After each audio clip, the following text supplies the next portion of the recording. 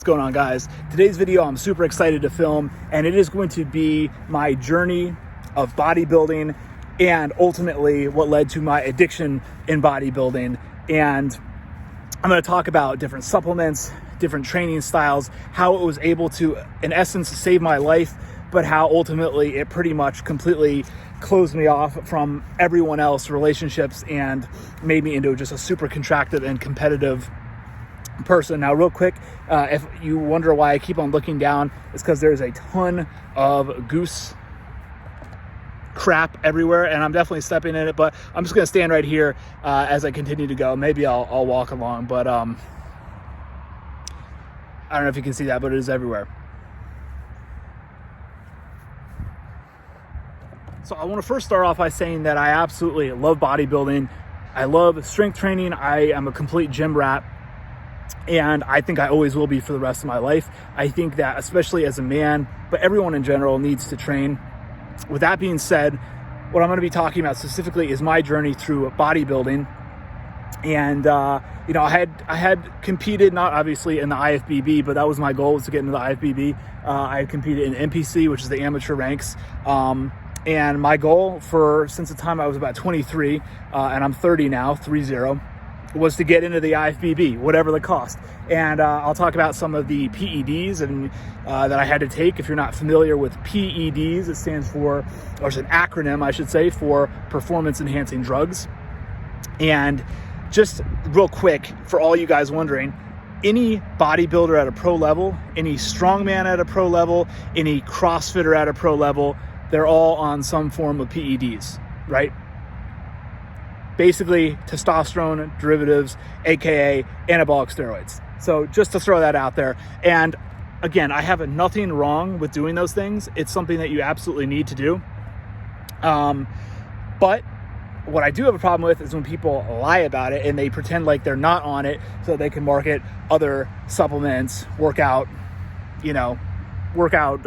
supplements and pre-workout, post-workout, all that stuff under the guise that they're completely natural. That's what I have a problem with. But anyway, I'll get into that further a little bit later in this video.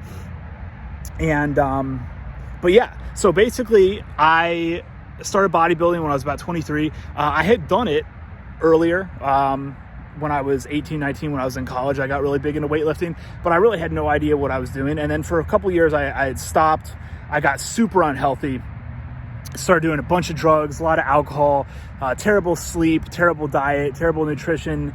Everything was bad. Smoking cigarettes, you name it, I was doing it. Terrible. And bodybuilding, I got into that as a kind of awakening where I realized that I was completely shut out of my body, right? So I became obsessed. I became on a mission to transform my body, to change my life, and I got into weight training heavily. Funny enough, I'll give him a shout out. Elliot Hulse was the first guy on YouTube. This is probably back in like 2012 or 2013 or something like that I came across, and I watched all his videos, got really into a lot of functional strength by watching Elliot Hulse. He got me super inspired. And then from there, later on, I kind of transitioned into bodybuilding. And one reason I had picked bodybuilding was that I feel like I have the natural kind of frame and physique to do it, but bodybuilding is something where the guys at the top level, they're actually getting better into their mid 30s and even late 30s. And even if you look at like someone like Dexter Jackson, he's 50 years old and he's still a top 10 bodybuilder in the world at 50. So it was something that I knew that I could do for a long time. I was basically bummed out that I hadn't like trained to become like a pro athlete in some sort of way, whether it be like football or, I don't know, baseball or hockey or whatever. So I was like, you know what, I'm going to set out to do bodybuilding, and I feel like I have the frame and physique for it. And it's something where I know that going into my mid 30s, late 30s, 40s, that I can actually keep on getting better and better at. Of course, what ended up happening was that as I got more natural, or should I say, as I continued to climb the natural scale, right? There's a certain biological level of muscle that you can build naturally, right? Without anabolic steroids.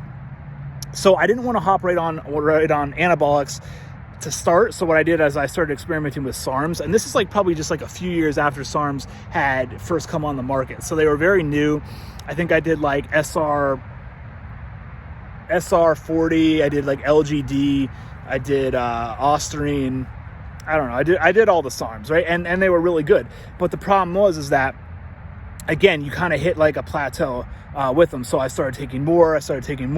Then I started taking anabolics. And by the time I was about 28, I was just completely burned out.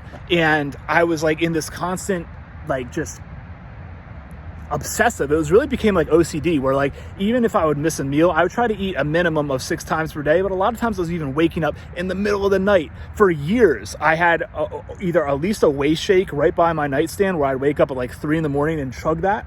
And sometimes I would even wake up and actually eat a full meal.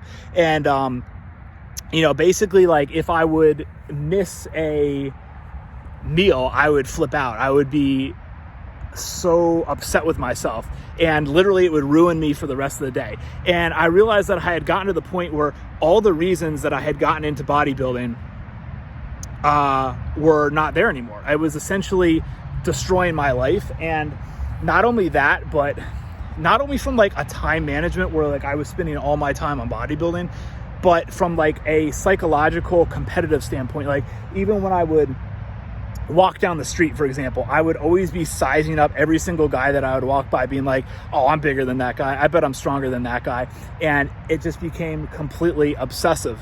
So in essence, what then happened was that I had conditioned my mind to the point where every single night before I would go to sleep, I would say, I'm going to become the strongest, biggest bodybuilder in the world. And also realized that I'm 6 feet tall, which is a little tall to get into bodybuilding. If you look at a lot of bodybuilders, the best like bodybuilding height depends on your proportions, but it's generally around 5'9", right? That's where you're kind of big enough, but you're also short enough where you kind of get that illusion of the muscle, but you're not too tall and lanky. It could be open. Ronnie Coleman, considered the best bodybuilder of all time, he was 5'11".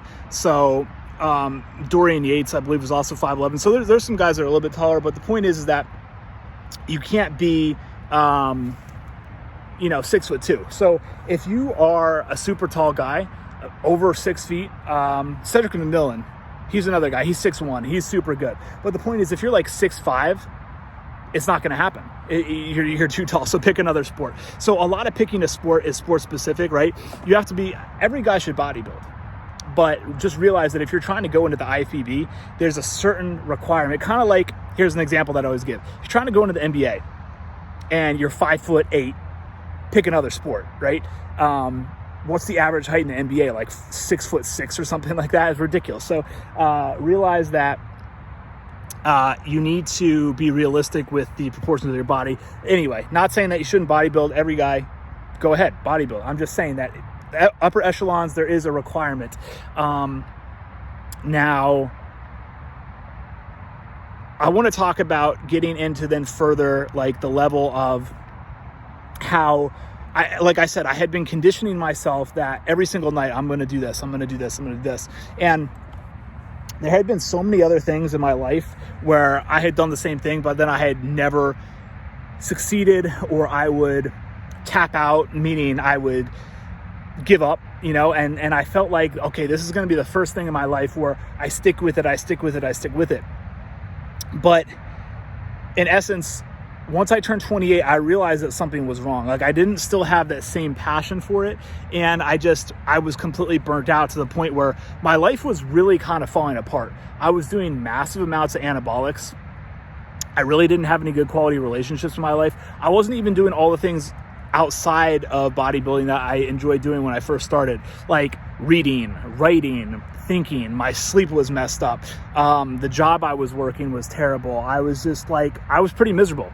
And I was thinking like the answer was like, well, I'll be happy when I get into the IFBB. I'll be happy when I win that next bodybuilding, that amateur bodybuilding contest. I'll be happy when I can consistently hit 9 meals a day. I'll be happy when I build my bicep up another half an inch.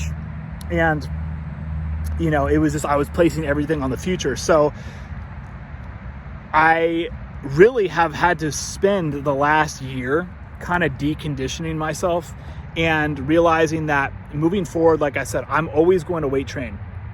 All you guys that are watching this, all you should weight train. I don't think that you can be a guy and really be truly happy if you don't do some form of resistance training.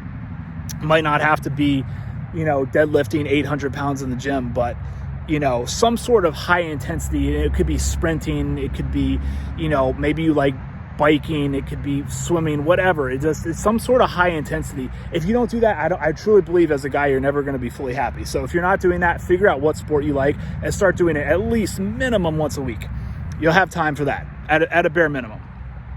Anyway, I basically had to decondition my life, man. Like it's been really hard, like where I had to unwire everything that I had built up the last like 6 or 7 years, because that's how long it really had been that I was bodybuilding. So I guess my moral of the story here is that realize that you need to train, but don't become so obsessed with it that it ruins all the other areas in your life. Because all the reasons why I got into training in the first place, ultimately, I lost all of them, and I just became a super dysfunctional and obsessive person over it. So use training, use bodybuilding as a way to get more expansive, more collaborative. Don't use it as a way to shrink down, become competitive and contractive.